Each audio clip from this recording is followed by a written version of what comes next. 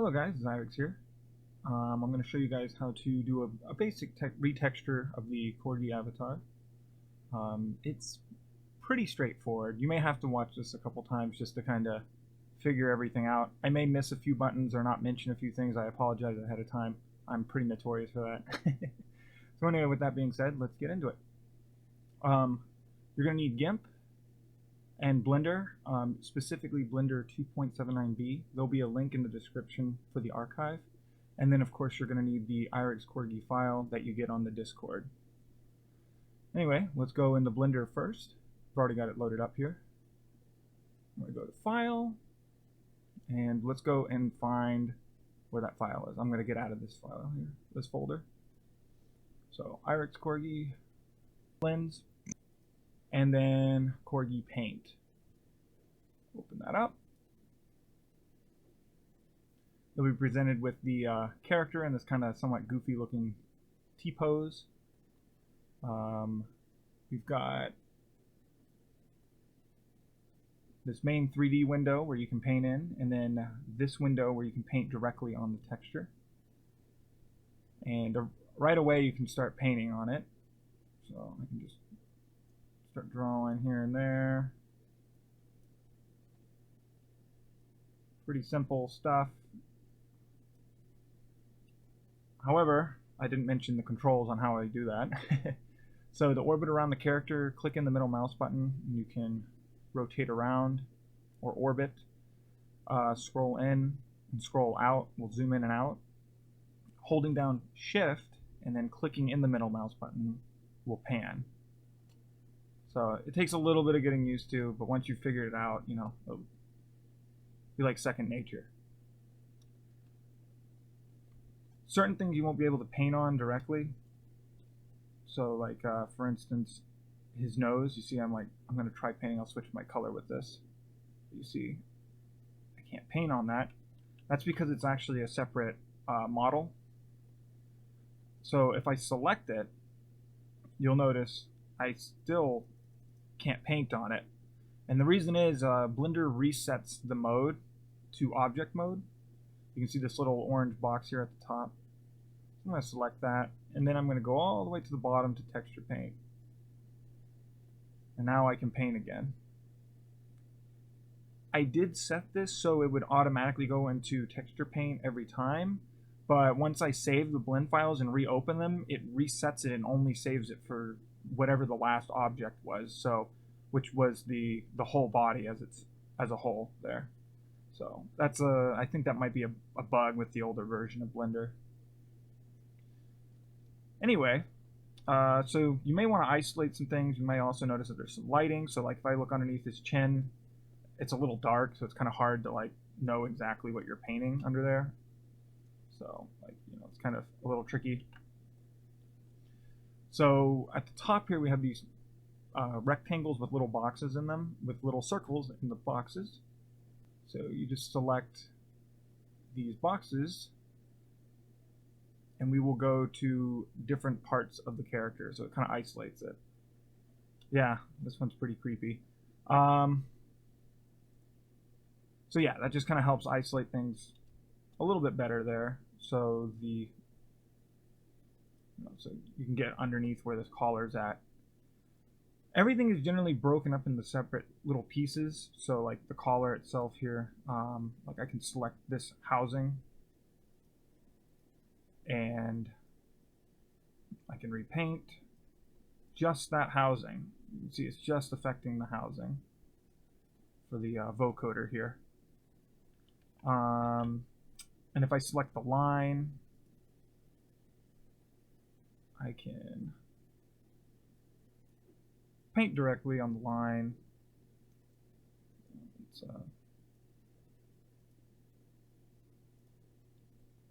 fairly simple stuff. You can just kind of paint all around it.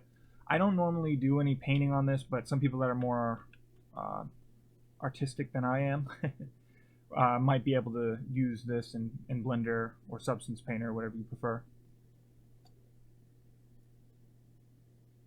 So with that being said, we have those items. I'll just kind of do a little goofy edit real quick here just to kind of make something. We'll just I'll trace around this little white here with some color, some green, to make it obvious. So let's go down here. There's the colors in the way. Move that color. And we can kind of see a little bit of a bug here. If I zoom in, you can see these bizarre like texture ripping. This is kind of an issue with Blender, and I believe it's still an issue even with the new version of Blender. So what you have to do is bake this image, which we will do in a little bit, and that will fix that tearing issue. Something like that.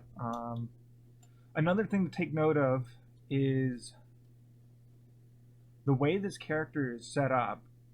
It's actually mirrored, so whatever you do on one side happens on the other side. And this is just the way I unwrapped the character when I first made it. I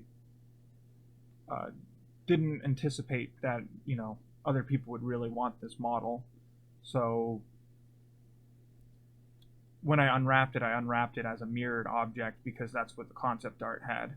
It was just the same thing on both sides, so I unwrapped it that way. It's a good way to keep effectively a higher resolution image without actually needing a larger image boundary size. Another thing of note is the paws. If you select the fingernails on this paw, it will not do it on this one, so it won't select the same thing. So if I try to paint, you'll see it does this. It kind of goes all over the place. It's a big issue. That wouldn't be fun. So if I go to the other one here, I can select this, the nail itself, and then I can paint directly on it. We'll just do the one.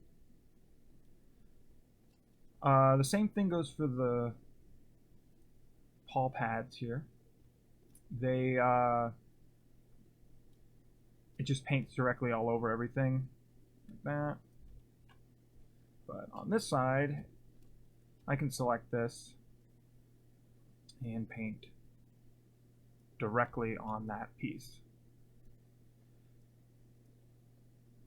And this model here, the pads on his hand are actually connected to the same model on his feet. So we can do that. So if you select the foot or the hand on this side, it will achieve the same result. Same thing with the toenails. So you see I selected the one at the bottom, but I can still paint the one on top. They're connected. So then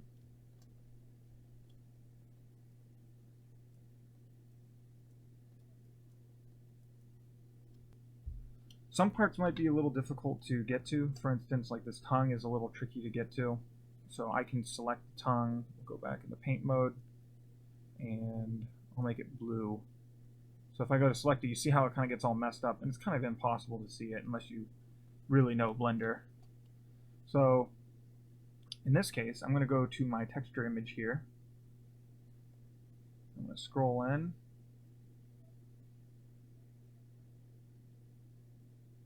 And I can just kind of fill that sucker right in. There we go. Looking good. Go back to our mesh. Now he's got a blue tongue. I'll give him a blue nose too, why not? And every time you paint, you can kind of see where it's being painted to, so then you can kind of find its place on the map here, if you will. You can use the brackets on your keyboard to make the brush a little bigger. You can technically go more advanced with like the brush settings. You have this curve that will change how the brush behaves. So if I like move it over here, it will behave differently. So now it's like a solid, very solid color. And I can go down there. Now it's very, very soft. And then you can also add a texture if you'd like. I don't have any right at the moment. You don't really need one for these characters. Okay, so now that we've painted our character, we need to bake our character because right now we're going to have issues, as I mentioned before. You can see this seam. There's actually a lot more of these, but when you're in texture paint, it doesn't reveal them. It takes... I'm not exactly certain what reveals it. I've tried it a couple times. I couldn't get it to do it. But basically, usually like when you go in like object mode and select around, they'll reveal themselves, but you'll have these lines going all through the model, or through the texture itself, while it's mapped. I think Blender just applies UVs a really weird way, but it's not showing them right now, but they're there. Take my word for it. So what we're going to do is go up to this other rectangle here on this side, and then you can see the two little dots here. I'm going to select this first one, and then when I scroll out, you'll see it says bake here. All you have to do is select the character, select bake at the top corner. If you don't see bake, if it's like this or like this, then just scroll and you'll get to it. So I'm going to bake that image. Alright, so now we have the image. It made the margin line a little larger, which will fix that texture ripping issue. If you still have weird light white lines going through your model, scroll down a little bit and you'll see this where it says margin, and you can increase the margin line. Make it a little bigger. I wouldn't go too far, just enough to get rid of those white lines. Oh wait, you can kind of see them now. See there, like right across his chest and his belly there, right on the green, you can see a line. This is the older texture. You can kind of see it around his chin a little bit there. There's one of the seams. They really, really show up in Unity. So they're there, and they cause issues. But now that we have this baked one, which is not applied to the model right now, we'll use this. So I'm going to click Save As to the Bake 2 image. And I made a folder called Tutorial Skins, so I'm going to put it there. I'm going to save that image. And now we're done with this step. We'll be back in Blender here shortly. Alright, so the next stage we need to do is go into the folder Irix Corgi, go into Images, go to XCFs, and then load up Corgi. Boop, there it is. This is kind of like a broken down sheet of all the different textures that are needed, like the fur and the ambient occlusion and whatnot. So let me find our texture, because we're going to need that, because that's not the right texture, obviously. We'll go into my custom skins, and I already made this folder. You can make your own folder. Tutorial skins, and then I find it's always better to drag and drop it to the right hand side. So we're going to remove this image. It says replace with your pattern. I'm going to click this little delete icon, and then I'm going to give them a custom eye color, which is already activated. If you painted your eye, then just click this eye, and that will hide it. You see how the color kind of changes a little bit? So I'll click this little plus. I'm going to go down here to where it says eye.png, colorize, and we can play with our colors a little bit here. So we'll give them some red eyes.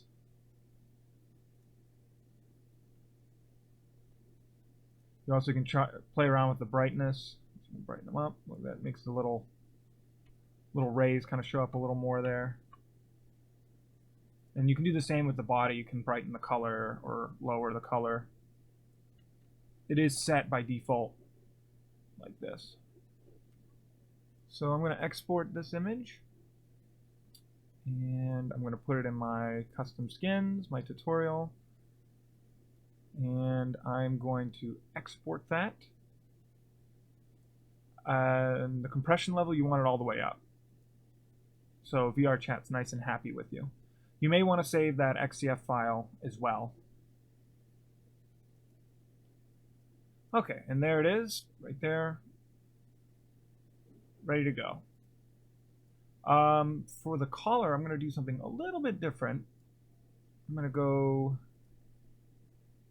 back to my XCFs, go to the collar, click that, and then we'll be presented with this black and white collar. So I'm going to give him a custom name. We'll call him Buddy. And I'll scale that up. Click this little white box, and then we can change the color. I'll change Buddy to be red. And you can change this text and all that. You can write something along here. I just put it there as kind of like a basic, like, this is where you would put it on the collar if you want to put your name on it. There's this will brighten your image overall, and this will darken your image overall. This is the vocoder line, that little line you see moving around on his collar. Go to colorize, give it a unique color. The screen that's behind that line.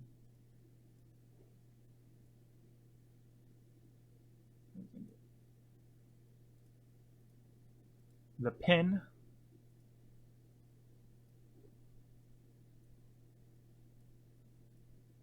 The collar band itself.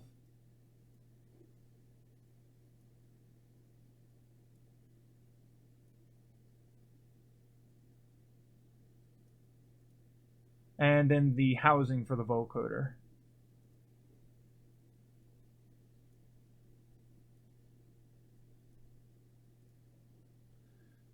Alrighty.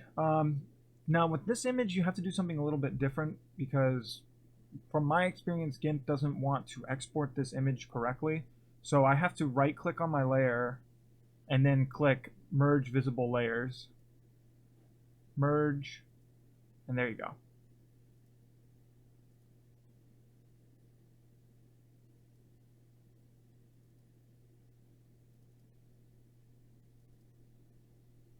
And compression all the way up. And you may want to hit Control Z and then save this as an XCF if you want to go back and adjust your colors later. Okay. So after that's done, now we need to create the Quest version, the textures for the Quest. So we're going to go back into Blender. I'm going to click Open. And then I'm going to go over to Corgi, oh not Corgi, I'm sorry, Quest Albedo Baker. And I'm going to open blend file, and you'll be presented with a low poly version. I'm going to go and click this little picture icon here, the drop down, and then I'm going to go to HD Corgi Albedo, and then I'm going to click this where it says image here, and then I'm going to click replace image, and then we want to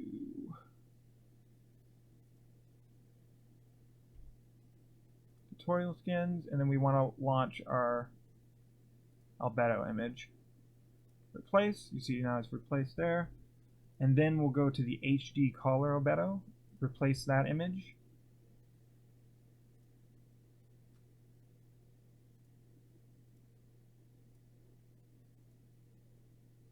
Alright, and then you have to click this drop down again and then go to color, bake to dash here dash. That will be this red color. Then all you do is go up here to bake and click bake. Alright, now click save as image.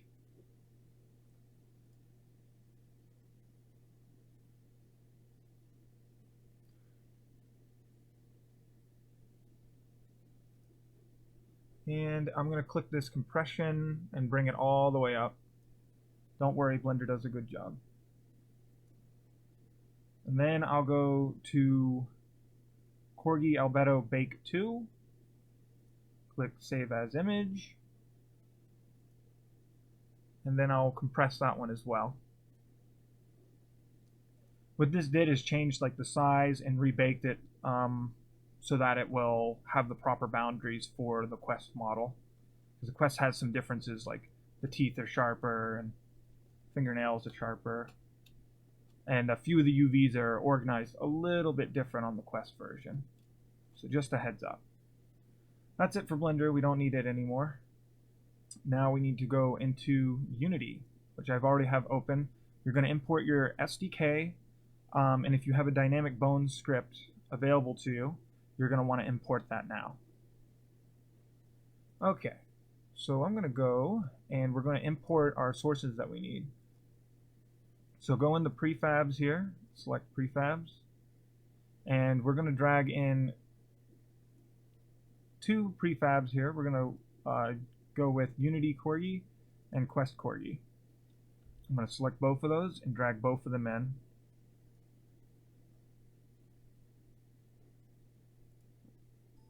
That will take a moment to insert those files. And there we go. So let's go and get the standard Unity one in. So there's two here. There's Corgi Limited and Corgi DB. The limited one is if you do not own the dynamic bone packages, you would move this one into your scene. But in this case, I do have dynamic bones, so I'm going to grab the Corgi DB, drag that up into my hierarchy, and drag and drop. And you'll see the character will appear. Now we need to apply our custom textures. It's fairly simple. So let me go get those and retrieve those files. Go images, my custom skins, tutorial, and I'm going to drag and drop these in. This is just an easy way to do it. Probably do it a little more organized than that. And then you're going to be faced with these materials that are these little orbs. So I'm going to select the collar. We'll replace that one first. And then all we got to do is find our collar texture, drag and drop into the albedo slot. And there it is. Now it's already on. And then we will select these three all have to be replaced. So let's replace the eyeballs first.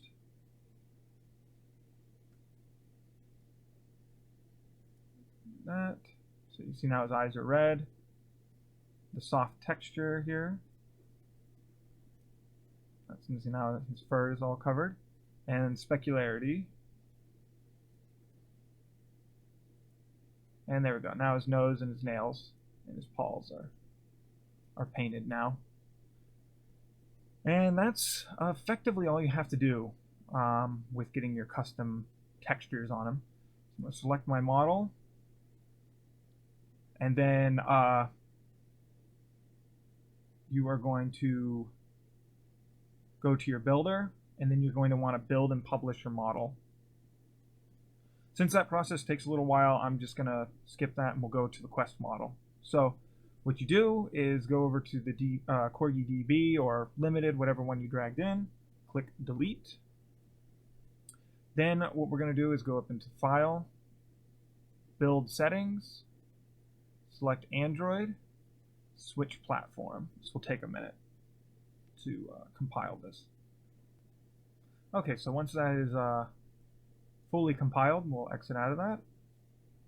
Now I'm going to back out to my assets, go to Corgi Quest, and we need to find not the FBX here. So this is Corgi Quest FBX, but this one where it says Corgi Quest prefab.prefab. Drag that into your hierarchy.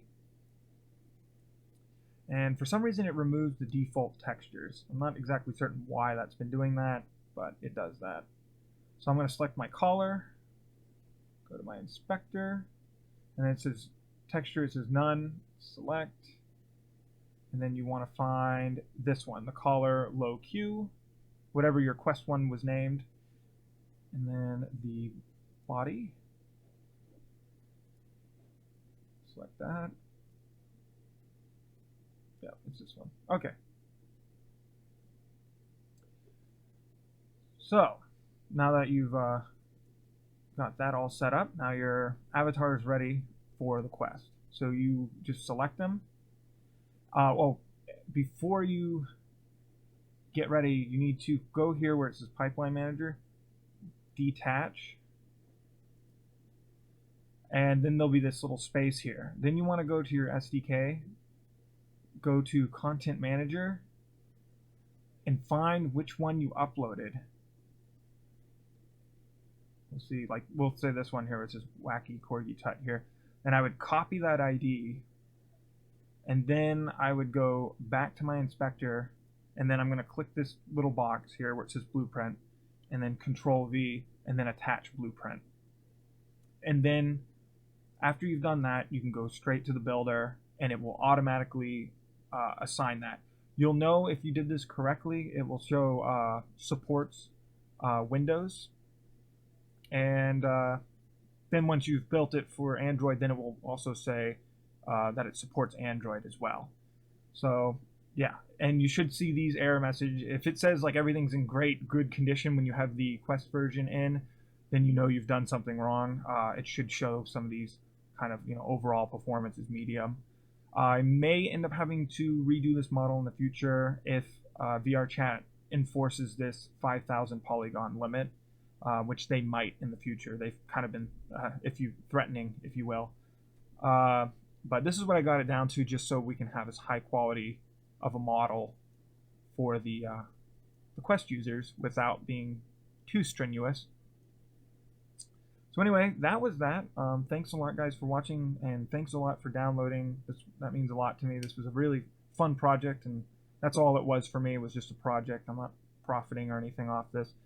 But if you want to make your own skins or anything like that and do commissions, feel free to do so. This is a free thing. I guess you can consider it public domain. Just have fun, modify it, do whatever you want. But anyway, thanks again, guys, and have a good day.